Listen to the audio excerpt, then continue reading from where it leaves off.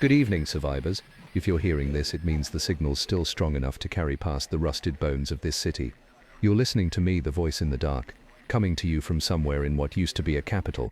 I won't tell you which, not because I don't trust you, but because I don't trust the things that might be listening too. These days, names are dangerous, cities are just tombstones with streetlights. Still, here I am, talking to whoever's left. I know some of you are new to this world, or maybe you're just finally starting to admit what it's become. Either way, you need to understand something from the start. They look like us, sound like us. Some of them even breathe like us. But when they smile, it's already too late. That smile's the last thing you'll ever see if you're lucky, or the first thing you'll become if you're not. I'll explain more later. For now, just know, never trust a smile. Not here. It wasn't always like this. I still remember the before times. Cars humming, people laughing, cities alive and glowing like circuit boards. We were busy, distracted, soft. Then one day, things just tilted. A silence fell over the world. Not the peaceful kind. The kind that presses against your teeth and waits for you to speak first. And the ones who did, well, they changed. Some say it started in the sleep labs. Others blame the satellites. Me, I think we just opened something we couldn't close. Now the cities are hollow. Streets are filled with stillness. The lights flicker but nothing moves unless you count shadows that shouldn't be there. Glass towers stand tall but gutted, reflections waiting for someone to mimic. If you're moving through the ruins, keep your head down and your mouth shut. Don't respond to voices calling your name, especially if it's your own voice calling it. This is the world now. It creaks, it watches, it lies. But you're still here, I'm still here, and while the signal holds, so does our chance to stay human, whatever that means anymore. So keep listening. I'll tell you what I know, I'll help you if I can. And maybe, just maybe, we'll all make it to tomorrow. This is the voice from the wire, signing in. Stay cold, stay quiet, don't smile. I remember the night it started like it was tattooed behind my eyelids. The whole city went quiet.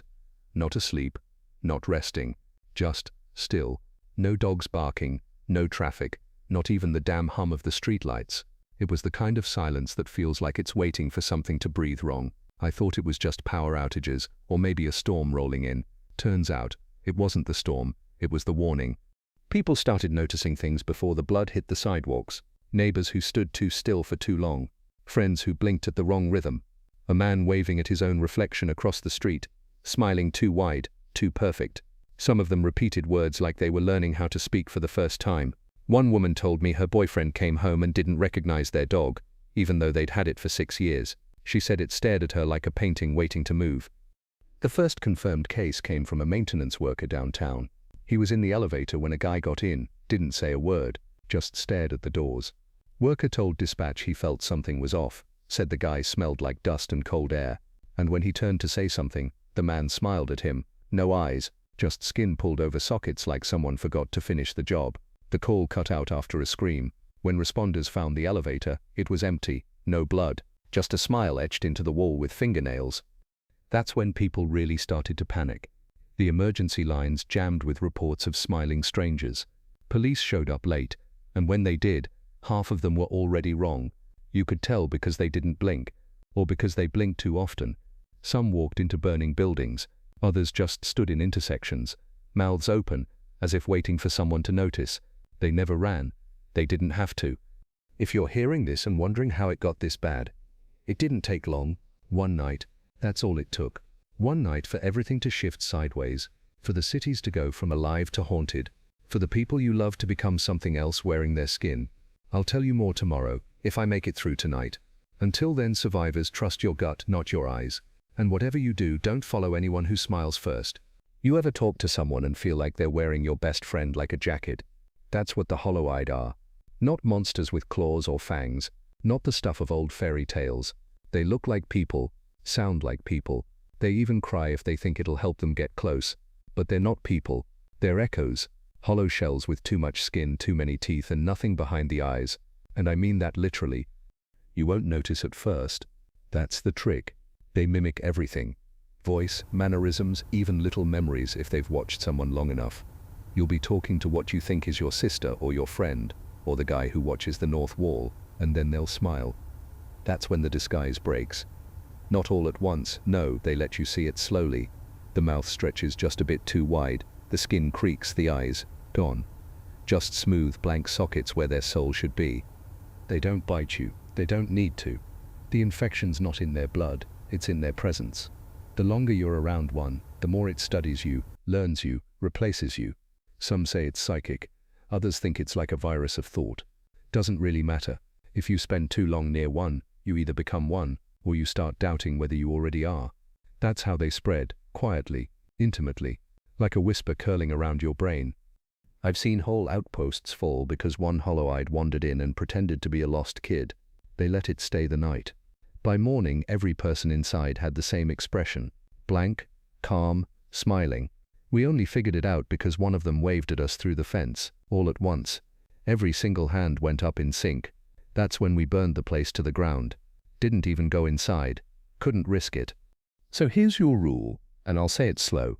If someone smiles before they speak, don't answer. Don't run toward them. Don't ask questions. Just leave. Turn your back and walk into the dark if you have to. Because once they smile, it's already too late. That's not your friend anymore. That's something wearing their shape. And if you smile back, even out of habit, that's how it starts. That's how they get in. The cities didn't fall in flames. They fell in silence, in static, in screaming that never came out right. One day we were checking news feeds, scrolling through the noise like always, and then the feed started staring back. Not with faces, not at first. Just glitches, faces frozen mid-blink. Voices lagging behind mouths. Then came the smiles. Not the kind you notice. The kind that slowly curve up on a screen and stay there. Someone figured it out too late. The mimics weren't just out there anymore. They were inside the signal. People who watched too long changed. You'd hear someone laugh during a safety briefing, just once, and an hour later they'd be repeating the same sentence over and over, smiling, shaking. Sometimes the infection was instant. Sometimes it took days. But it always ended the same way, with that smile. The networks collapsed fast after that. News anchors broke mid-sentence and just grinned at the camera. Call centers flooded with voices that weren't quite human anymore. Then it all went black. What came next wasn't chaos. It was worse, it was suspicion. Imagine not knowing if your mother is your mother, if the voice on the radio is real, if you're even still you. People stopped talking altogether. Cities turned into ghost towns overnight. Whole apartment blocks with lights on and no sound. In some neighborhoods you'd see people drawing X's on their doors in blood, marking themselves as still real. Others locked themselves inside and refused to even look out windows. Then came the riots. Not because people were fighting the hollow-eyed, but because no one trusted anyone anymore. Friends turned on friends. Families tore each other apart over a glance, a pause too long, a twitch that felt wrong. I watched a man burn his own wife alive because she smiled in her sleep. He didn't wait to ask, just lit the match. I didn't stop him. I couldn't be sure he was wrong. And that's how the cities died. Not with bombs or earthquakes, with fear, with doubt, with too many people realizing they couldn't trust the faces they loved. And when trust dies, everything else follows. I'll talk more about what's left of us tomorrow, if I'm still me by then. Until then, survivors, no screens, no mirrors, no smiles. Stay dark, stay sane, stay real. There aren't many rules left in this world, but the few we have, follow them like gospel, or don't bother waking up tomorrow. First rule, never speak first, never follow anyone smiling. If you break either, you're done. The hollow-eyed can't start a conversation. Maybe they don't know how, maybe it's part of the way they infect. But if someone opens their mouth without speaking and just grins, turn around. That's not someone you want to follow anywhere but into your own grave. Second rule, trust has to be earned, tested, and even then, it's never full. In some communities, you tap your foot twice before speaking. In others, you answer a coded question with a nonsense phrase. My crew uses old songs. I hum the first line of something no one sings anymore. If they finish it right, they're real, or close enough. We've had a few false calls. It cost us. We don't get second chances now. Want to know how to spot one before it smiles? Look for the seams. They're almost perfect, but not quite. Too symmetrical. Eyes that don't track motion. Breathing that doesn't fog glass. Sometimes they blink, but the timing is off. Once I met a man who blinked every 10 seconds exactly like clockwork. I watched him for an hour. He never broke pattern. When he finally smiled, it was like watching skin peel off a machine. The survivors split into factions, each with their own rules, their own ways to stay alive. The Iron Choir burns their tongues so they can't speak without showing scars, makes mimicry harder. The blind cartel gouge out their own eyes and navigate by sound alone, swearing they see clearer that way. Then there's the pale signal, a tech cult that claims they've encoded anti-mimic frequencies into music. I haven't heard their songs yet. Maybe I don't want to. If you're alone, you're vulnerable. But if you're in the wrong crowd, you're meat. Choose wisely, live quietly, and if you hear someone behind you whisper your name in your own voice, don't turn around, ever. Until next time, survivors, test everyone, trust no one, and above all else, never ever smile first. Tonight I want to talk about a group you might have heard whispers about, the static crows. You'll know them if you see them. They wear old-world helmets with wires trailing like feathers, and their faces, well, they don't really have faces anymore. They cut them, sliced their own mouths open, removed their cheeks, some even tore off their eyelids. It's not for shock, it's how they prove they're still human. They believe if you can't fake a face, you can't fake the soul beneath it. They started out as engineers, signal junkies. Back when the networks first collapsed, the static crows were the ones crawling through radio towers and husks of data centers, trying to make sense of what happened. They believed the hollow-eyed weren't just monsters, but a kind of signal parasite, something that rides frequencies, infects thought through data. So the crows built machines, ugly hissing boxes that scan brainwaves, speech patterns, eye dilation. If you pass their scan, you're clear. If not, you don't leave their camp. Their machines aren't perfect. People say they've burned minds trying to read them, say the scans cause seizures. Some say the crows have killed real survivors just for flinching too much during interrogation, but they don't apologize.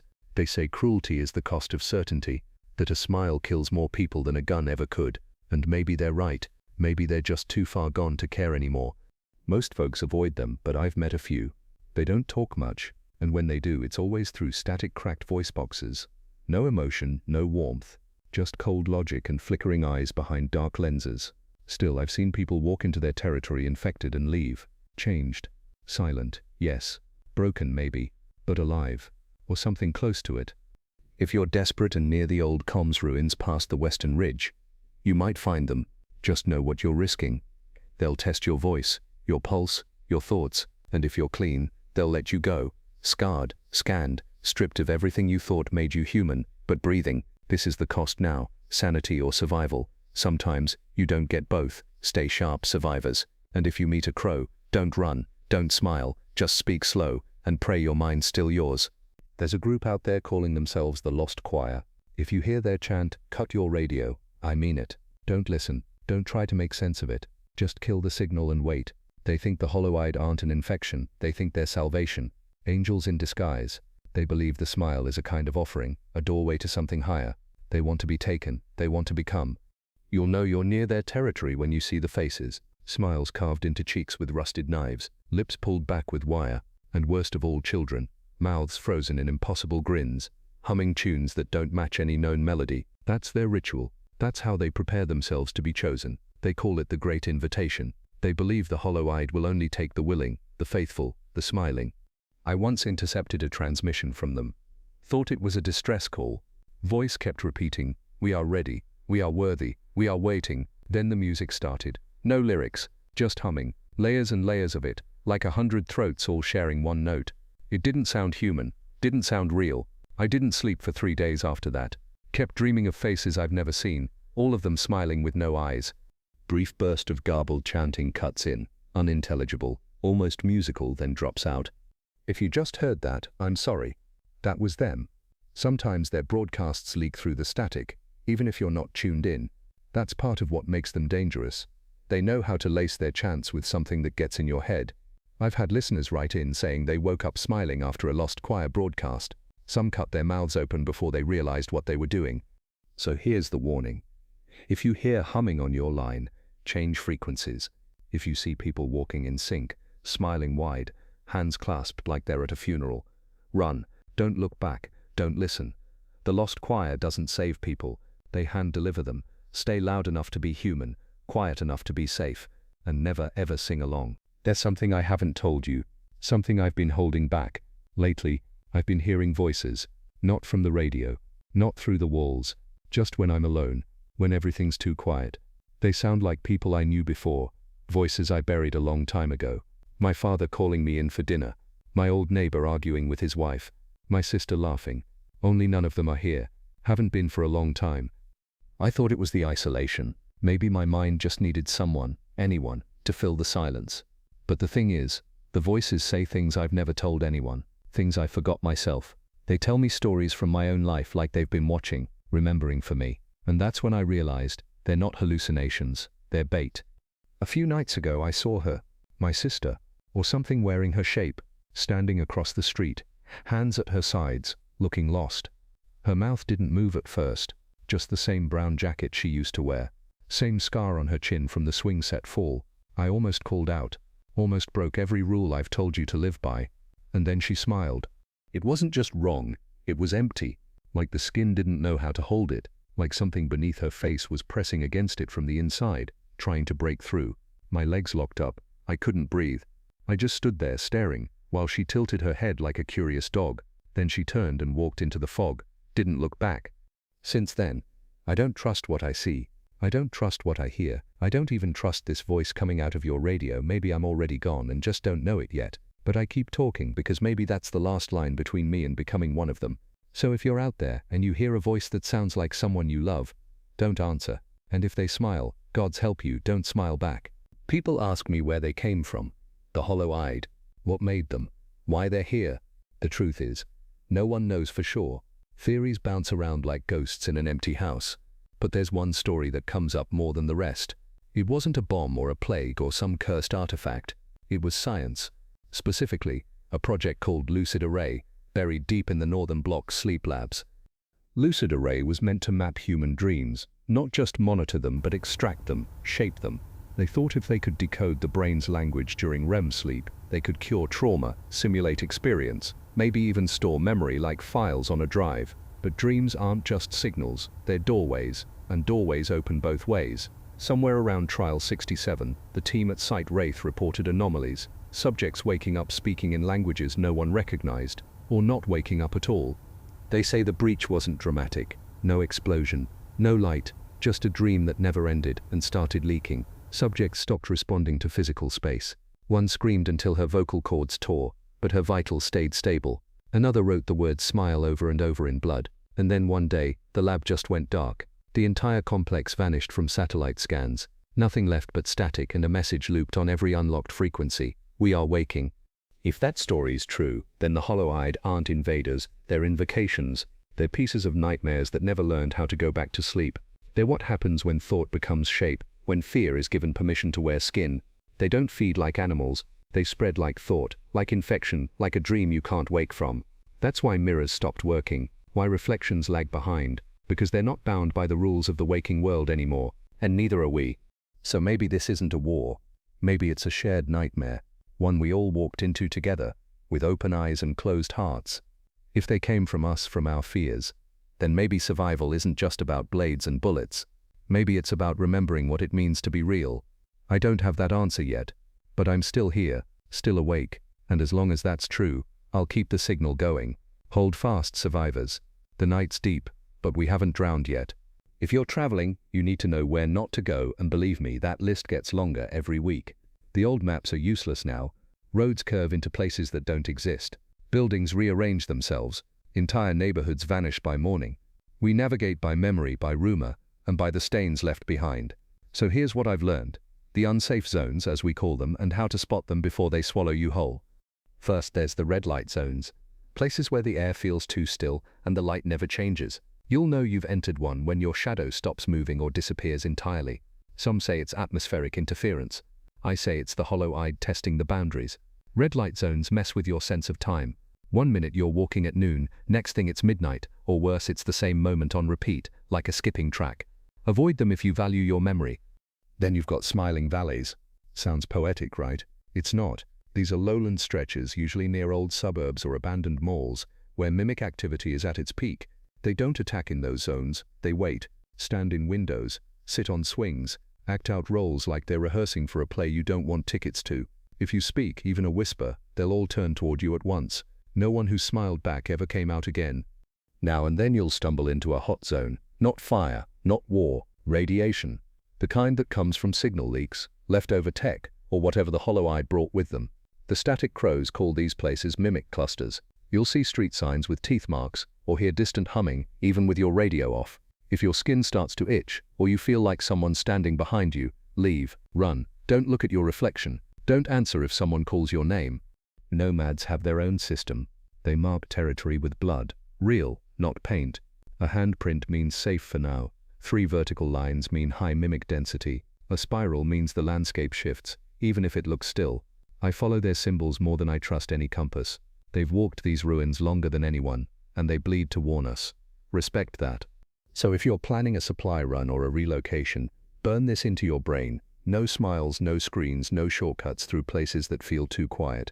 The city isn't dead, it's dreaming, and some parts dream louder than others. Stay in the noise, stay in the real, and when you see blood on a wall, stop and read it. It might just save your life.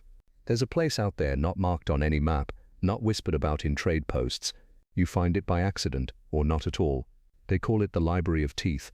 Sounds like a myth, I know, but I've been there, or close enough to hear the wind whistling through the bones strung across its gate. It's not a library in the old sense, no Dewey Decimal System, no quiet halls, just walls of salvaged metal, shelves built from door frames, and a single figure keeping watch. They say the librarian doesn't speak, never has, wears a coat of stitched leather and a necklace of mimic teeth, real ones, pulled from the hollow-eyed. She's killed herself. Dozens of them, some still twitch when the wind shifts. Her face is always covered, wrapped in gauze and dark cloth. Some think she's disfigured, others say she used to be one of them, and carved herself back to sanity. I don't know which scares me more. Inside the library you'll find what's left of us. Notes on mimic behavior, maps drawn in blood, letters never sent. Survivors come from all over just to leave behind something. Names, confessions, warnings. It's a place of memory, a fortress against forgetting. One wall is covered in phrases scrawled in charcoal. Don't blink if they don't. A smile without sound is a threat. If you dream of teeth, sleep somewhere else. No one erases anything. I left something there once. A notebook from a man named Reese. He taught me the tapping code I use on these broadcasts. Lost him in a red light zone. I figured if the hollow-eyed erased his body, the library could keep his story. That's the only kind of immortality we have now. Our words held together in rust and whisper. And maybe if you read enough of them, you start to feel less alone. If you ever find it, leave something behind, even if it's just a memory, because the hollow-eyed want more than your body. They want your history, your truth. The library is one of the last places where we fight back by remembering. So remember this, when the world forgets you, that's when the monsters win. Until next time, survivors, write it down, lock it in, and never let the dark rewrite you. There's a story that drifts through the static like a shadow you can't shake. Some call it a myth. Others swear they've seen him. They call him the last laugher. A mimic that doesn't just copy us, it understands us. It doesn't glitch, doesn't twitch, doesn't lag behind a breath. It speaks like we do, walks like we do. It remembers names, faces, places that no hollow-eyed should know, and worst of all, it chooses who to spare. He doesn't rush you, doesn't lunge. He starts with a conversation, finds you in a dark place, maybe near a camp, maybe alone on the road. He walks up slow, hands in his pockets, casual as a neighbor, and then he smiles before he speaks. That's the tell, every time. But somehow, when he talks, you want to believe him. You want to listen. Survivors say his voice is warm, familiar, comforting. That's how he gets in. Some say he's building something, a following, not through fear, through trust. A few outposts have vanished without a trace. Others were found full of people, still alive, all smiling, glassy-eyed, quiet. When asked who's in charge, they say the same thing. He smiled before he spoke. Then so did we. Like it's scripture, like they're proud of it. Those places get marked as lost now. No one goes near them. The lost choir thinks he's a prophet. The crows think he's a mutation. Me, I think he's proof we're losing the fight, because if one of them can learn how to be us without flaw, without mistake, what chance do we have? The rules we've lived by, wait for the smile, never speak first, they don't work on him. He's too perfect. The infection isn't just spreading, it's evolving. So if you hear a friendly voice in the dark, and he smiles first but says all the right things, walk away, even if it sounds like someone you love, even if it sounds like hope. Because the last laugher isn't just another monster, he's the moment you forget to be afraid. Stay alert, survivors. Hope can be a trap too, especially when it grins. I've always told you, never speak first, never trust a smile, but even I break the rules sometimes. Even I make mistakes. This one cost me more than I want to admit. His name was Wes. We used to run together, scouted radio towers, traded gear, shared stories. He saved my life once. pulled me out of a tunnel when the lights went dead, and something started whispering in the dark. He was solid, or I thought he was. We got separated in a smiling valley. I told him not to go in, but he said he saw a kid, said we couldn't just leave them. He disappeared into the fog and didn't come out for 2 days. When he finally walked back into camp, he looked tired, beat up, but not wrong, not at first. He was quiet, kept his hood up, but that wasn't new. I checked for signs, breathing, pulse, the song code we always used. He got it right. I let him in. It wasn't until we sat by the fire that I saw it. He laughed at something stupid, and the corner of his mouth didn't stop rising. It just kept going, slow, tight, like the skin was trying to remember how to stretch. And when I said his name, he didn't answer right away, just looked at me, smiling. That's when I knew. Not all at once, not with certainty, but deep down I knew.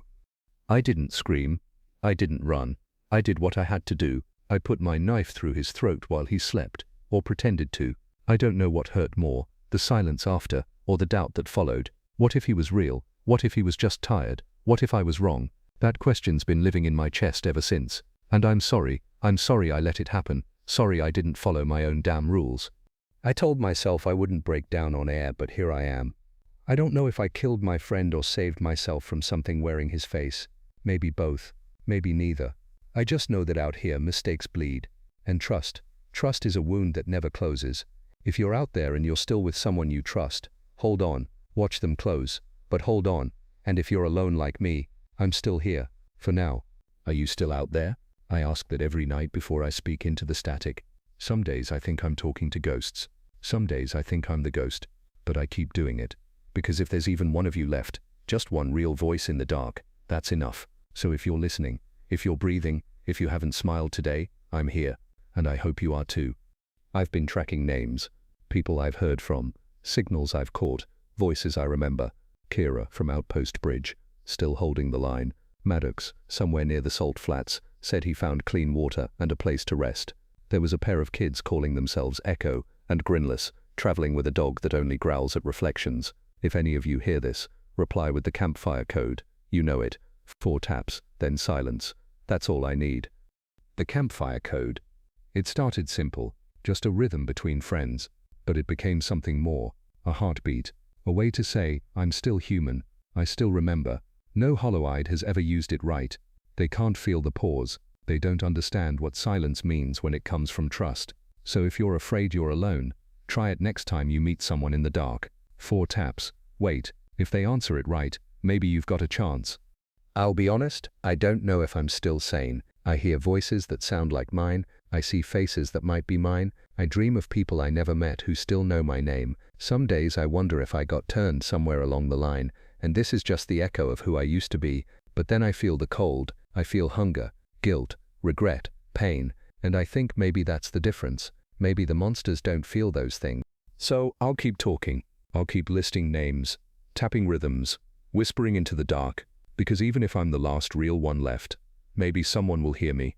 And if you're hearing me now, know this. I believe in you. I believe in the sound of your breath. I believe in the silence that means survival. Keep going. Keep your fire low, your weapon close, and your thoughts your own. 4 taps, then silence. I'll be listening. This might be my last broadcast, not because I'm giving up, but because I heard something tonight. A sound I haven't heard in weeks. Footsteps, just outside the barricade. Not heavy, not frantic. Calm, slow, measured, like they belonged there. And then, there was a knock. Not banging, just one knock, and silence. But I swear I could feel the smile behind it. I haven't moved, haven't breathed too loud. I don't know if they're still out there, but the air's gone heavy, and you know what I'm thinking. I'm thinking maybe this is how it always ends. Not with screaming, not with fire, just with that grin, that soft, perfect lie stretched across a face you almost trust. We survive by fear, by silence, by suspicion. We don't live, we endure. That's the cost. That's the tax the hollow-eyed demand just for waking up one more day. I've lost count of how many people I've watched disappear. Good people, real ones. Some were taken. Some just couldn't keep going, and some smiled back when they shouldn't have. The line between us and them is thinner than anyone wants to admit. Maybe thinner than I've been willing to see. I wonder how many times I've almost crossed it without knowing. Maybe this voice you're hearing, maybe it's all that's left of me. But I'll keep the signal going just a little longer, because maybe someone's still out there. Maybe someone needs to hear this. So here it is, my final truth. Keep your face straight. Keep your soul sharper. And if you hear laughter in the dark, run. Don't look back. Don't answer. Don't smile. This is the voice in the wire. Signing off. Until the smile comes.